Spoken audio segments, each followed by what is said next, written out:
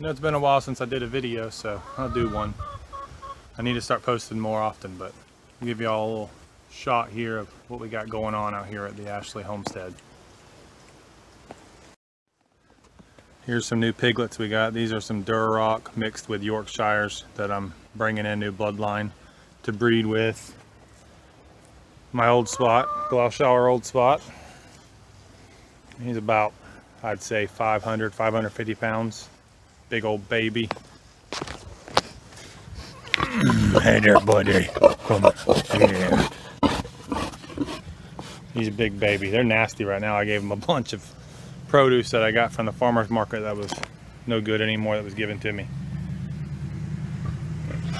And then there's some more Yorkshire's gilts I got, some females to bring in. Well, I didn't get to finish my video yesterday, but I'll finish it today. So it's the second part of it. We're out here the next morning cutting up some cantaloupe to feed to the pigs and the cows. This is how I keep my feed costs down.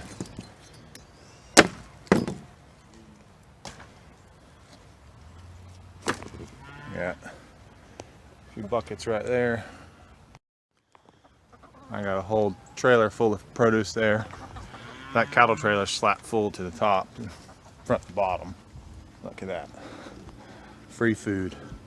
Just making a couple contacts at the farmer's market or the flea markets to feed all these animals. At really no cost to me other than going to get it. Look. There's a sow with her piglets. She don't like me. Look at the little babies.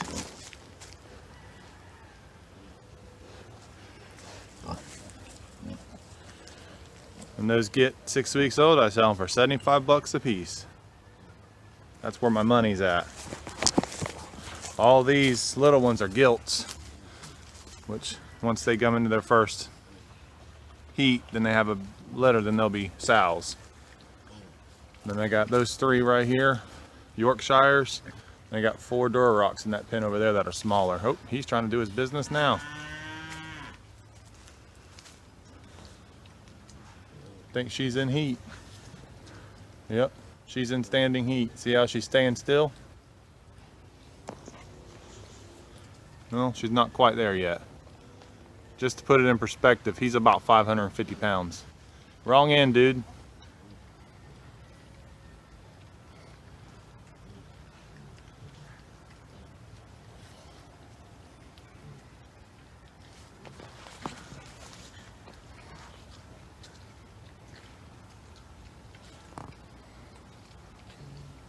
Making money. Or making bacon. He's so big he has trouble doing it. She's not quite there yet.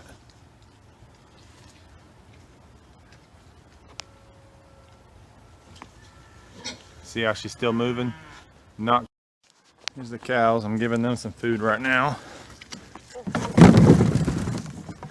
Now they don't only just get the slops, they get, or the cantaloupe. I won't give them the mangoes because I'm afraid they'll choke on the seed. Some people say they will, some people say they won't. But they love the cantaloupe. They get their grass and they get their hay. And they still get their grains. They push their trough out of the electric fence.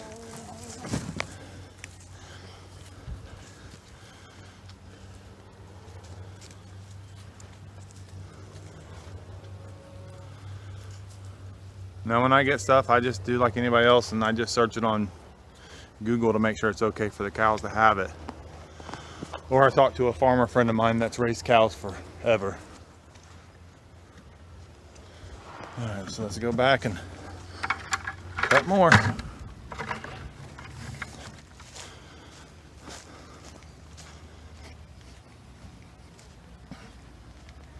He's still trying. She ain't quite ready yet. When she's ready, she'll lock her legs and she won't move. It's called standing heat. But she ain't ready yet.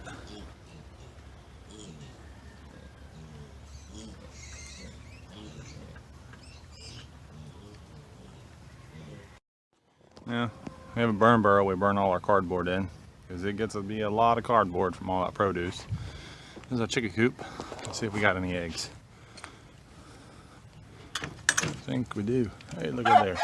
Oop, she's not really happy with me. Let me have these.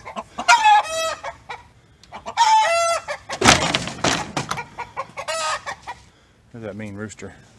He tried to flock me again today. We're gonna have to put an end to that. They just love the produce.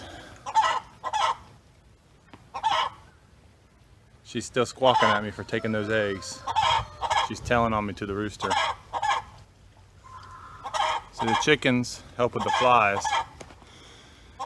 They go and spread the feces and eat any fly larvae and keep the fly down and the odor down. We don't really have any smell out here. Don't have smell-o-vision yet, so you can't smell it, but take my word for it. And we leave them in here for a while. And then I rotate them, I'll put them over here on this pen. Give the ground a break. Haven't done that yet this year. And the cows, we rotate between a field over there and a field over there that's fenced in with electric fence. They just graze and eat what I give them. She's still mad. You can just use the old machete I got.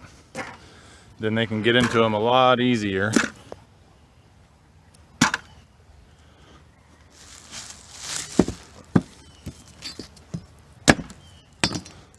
Real life fruit ninja here.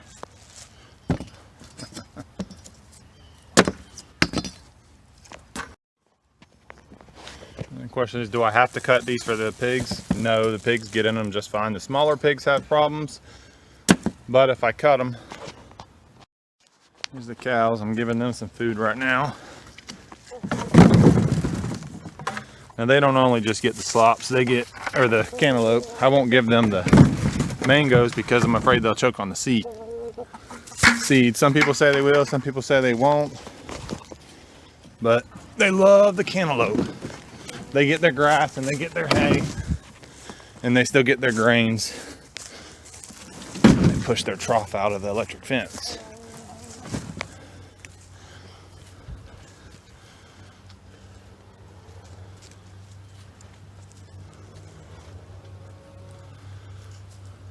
Now when I get stuff, I just do like anybody else and I just search it on Google to make sure it's okay for the cows to have it. Or I talk to a farmer friend of mine that's raised cows forever. Alright, so let's go back and cut more.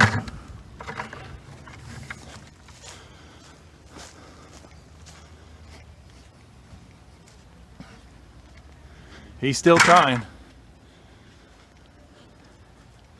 She ain't quite ready yet.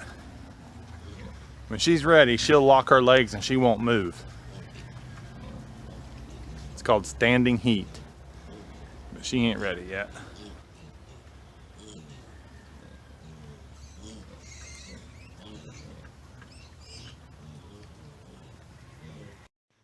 The cows get their grain too. They get the same amount of grain every day. They get as much hay as they want. They get the forage for grass. And then they get the produce. The cows I don't really raise for money, I raise for personal consumption. So.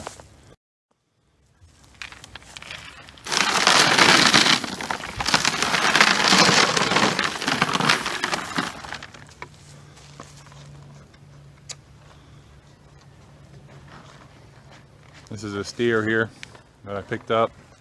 Had a good deal. He only got one horn because someone tried to band his horns and didn't do a good job. And that there is a main cross heifer with Angus. She is about, I would say, 550, 600 pounds, maybe 700. About a little over a year old. He's about a little over a year old. He's a steer. He's destined for the freezer eventually, but for now he's going to have a good life. She is destined to be bred with an Angus bull in the next probably 6 months. Once she gets about 2 years old. I don't know. I think she's about 14 or 15 months old. All right, so here's the few cantaloupes I've cut up for the pigs. I'm gonna do more, but I'll let y'all see how much they enjoy these cantaloupes. Hopefully I can do this one-handed. I'm out here by myself today. All right. She's chopping down a mango right there.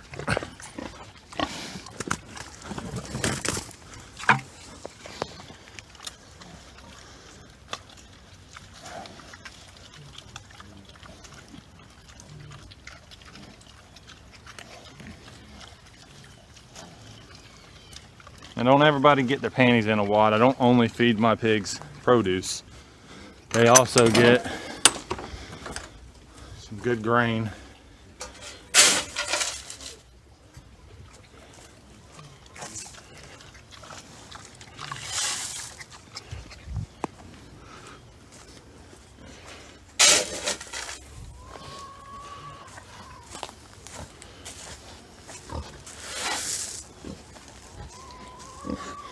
And a lot of people think you put it on the ground, it goes to waste. Yeah, a little bit of it does. I've tried the troughs. I've tried wood troughs, plastic troughs. Everything they use, they end up turning it over anyway.